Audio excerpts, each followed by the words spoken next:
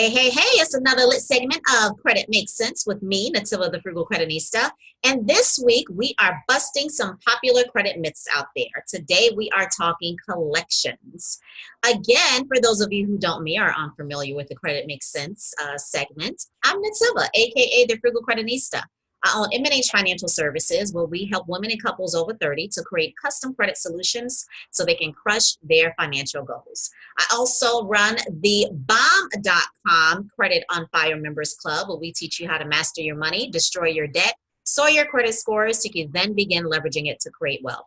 So we cover budgeting, destroying your debt, soaring your credit scores, a ton of information on that. I am the Frugal CrediTnista.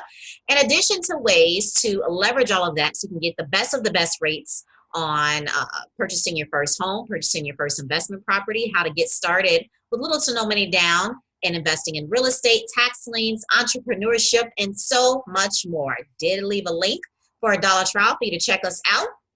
And I also am the founder of the amazing and epically dope Credit Makes Sense community, the free community here on Facebook, and I left the link for you to join us there. And I got some freebies in a pinned post. So when you click that join link, make sure you go to the pinned post and grab your freebies. So now let's go to our myth that we're busting for the day. Again, we're talking about collections, and it states Netiva, just like that. Netiva, if you have a collection or many collections on your credit report and they wrote off the debt on their taxes, why am I supposed to pay? They wrote it off. They got their tax break. Why should I have to pay them? I get this question a lot, especially because there's like this hugely wide million people have viewed videos saying don't pay collections a dime. There's this popular credit forum where another post said don't pay collections a dime.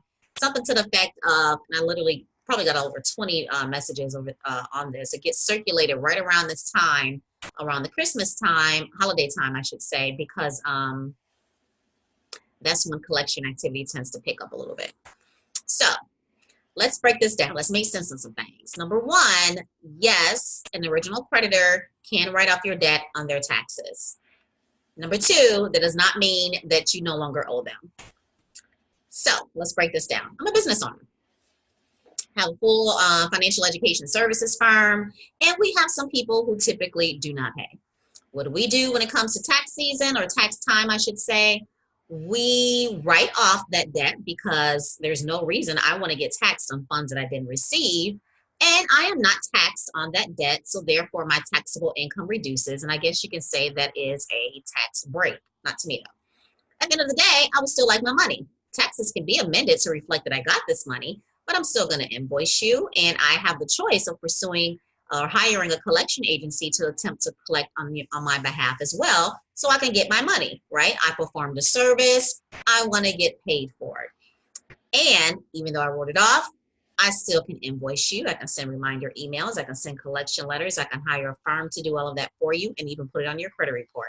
That's the same thing that your original creditor did. That does not mean that you do not have to pay and that you do not owe. So your obligation to pay the debt was not written off either, okay?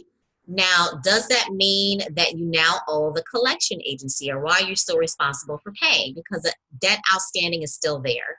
And if you've watched my show for a while or followed me or any of my videos or what have you, then I always state that there's two types of collection agencies out there. There's one that gets hired, that I just described now, and there's one that actually buys the debt from the original creditor or from another collection agency.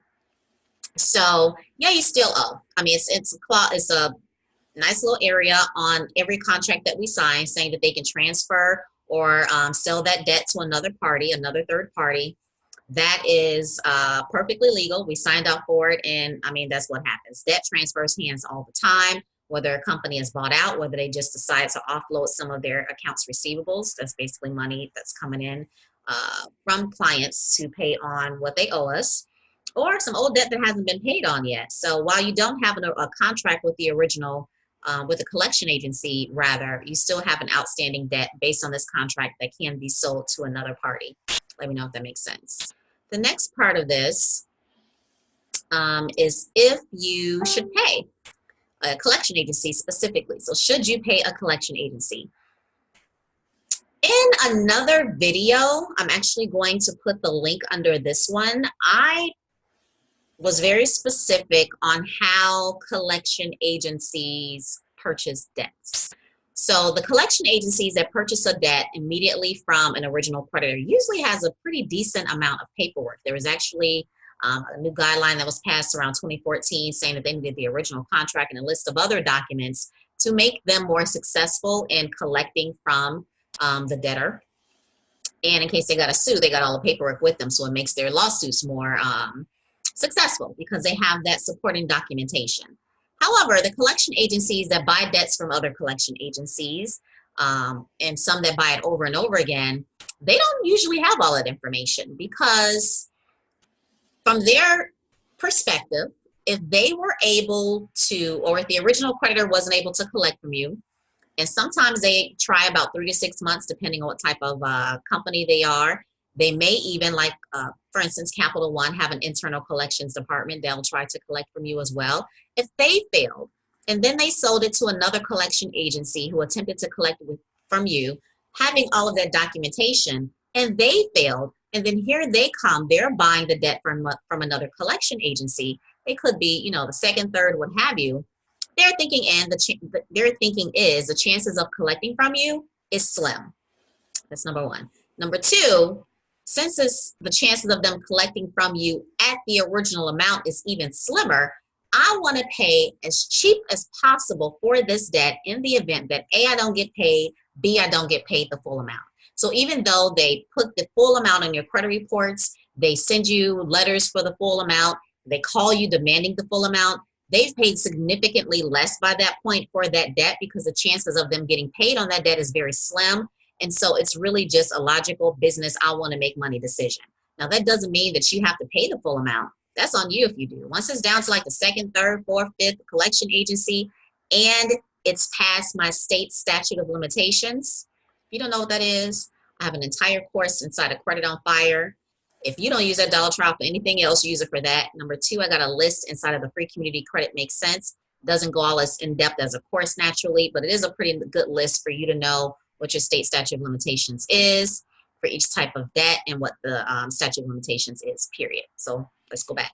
So if it's past your state statute of limitations, X out right there. Stop calling me. Don't contact me. No, you're not going to pay. If it's not past your statute of limitations and they're the second or third collection agency, you're going to settle. Matter of fact, if you've been following me for a little bit, you know that I settle old debt that's still with the original creditor that's been charged off. I settle debt with the first collection agency that's been charged off. I settle with the second and third and may not even pay if they're not able to do something else. Validate. This is one of the things that we have that's so powerful is our ability to dispute information that we feel that may not be accurate, totally accurate, or is unverifiable, especially with all of the scams out there surrounding the collection agency industry. We want to make sure that this is a legit agency and that they for real have bought this debt, bought this contract, and if they have enough substantial documentation to prove that this is what they're collecting on. That doesn't make sense, let me know. But basically, who are you? How do I know you're connected with the original creditor? How do I know you really bought this debt? And then what can you prove? What can you give me to prove that I now owe you? That's what you're looking for when you're disputing for validation. And so by the time it gets down to the second and third, not only have they bought the debt for pennies on the dollar, but they've bought it for pennies on the dollar because they haven't gotten any information at all with it. So there's tier. Buy it with everything, buy it with a little information, buy it for even little information, buy it for a line item on a spreadsheet. And so when you get down to the ones who bought it second, third, fourth down in a row, they've only bought your name, the amount, and a couple other pieces of information. Some of them have bought it. That's why when you ask for validation, they give you a couple of bills because that's all they paid for. And so if that's all they can validate and nothing else proves that you owe the debt, then of course they've not validated or even verified anything. So you're not going to pay it and you're going to continue on disputing with the bureaus, letting them know that they cannot validate this information. If you're buying a home and they're being extremely stubborn, you trying to close, listen, you might have to just suck it up and settle the debt just so you can move on with your goal. I'm the goal crusher, okay? So I'm totally about doing what needs to be done in order to achieve your goal. And if that involves you settling a debt, don't pay it in full unless they delete it completely. Then do what you got to do so you can go ahead and get them keys, right?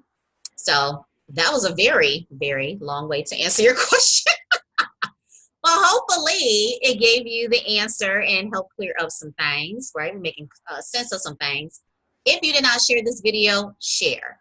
We're busting myths so we can pass on accurate financial information because there's so much garbage out here. We do not want to grow alone. We don't want to get empowered alone. We don't want to gain this dope knowledge alone. So share, share, share. Left some dope links for you down below. See you tomorrow for another Lit Credit Makes Sense segment. And we will be talking about, what are we talking about? Consolidation. We're going to be talking about consolidation. So I will see you tomorrow.